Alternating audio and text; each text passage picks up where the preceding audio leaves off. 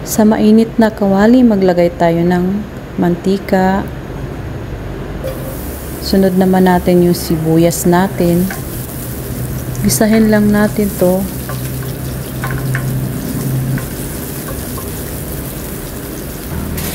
Maglagay din tayo ng bawang. Gisahin lang din natin.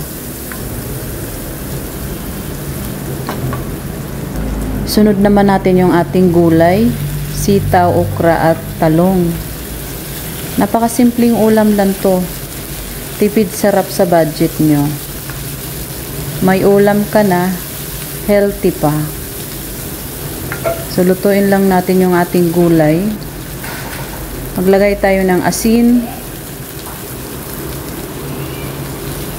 Konting magic sarap.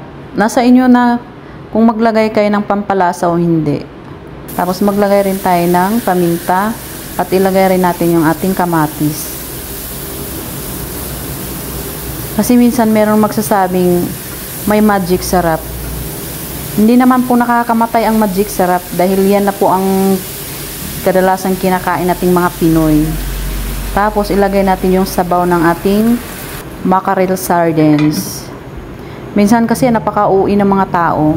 Ayaw kumain kasi may magic sarap, pero mas malala kumakain doon sa restaurant, puro bitchin naman. Kaya wag tayong magja-judge dahil kanya-kanya naman tayong para-paraan para magluto ng ating sariling ulam.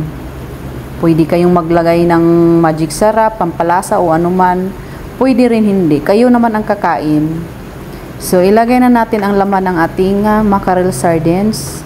So, wag na natin durugin para buo pa rin yung ating sardinas.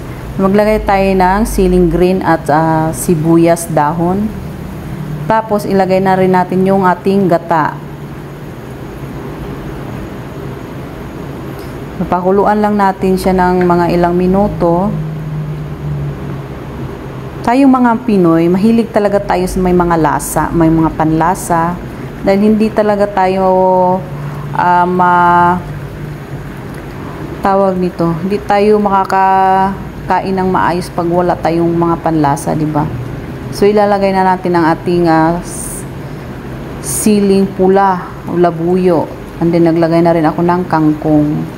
Mas masarap kasi pag may maanghang-anghang yung ating ulam para sarap ng kain ba. Pero nasa inyo na rin kung gusto nyo maangang o hindi. Pwede na rin hindi nyo lagyan. So ganito lang ating ulam. Sardinas na may gulay. O diba? Napakadali, napakasarap. Yan, takpan lang natin yan. Pakuluin lang natin isang kulo. Tapos wag naman natin i-overcook ang ating kangkong. Dahil magiging dilaw yan pag na-overcook siya. So ganyan lang. Mas masarap pag hindi masyadong lutong-luto yung ating mga gulay. So patay na natin yung apoy. So ayan na. O di ba ang sarap? Subukan niyo na rin yan. Napakasarap talaga. Tipid na kayo sa budget nyo. Yung sardinas nyo nagiging ang dami ng makakain. Syempre isi-serve na natin yan para makakain na tayo.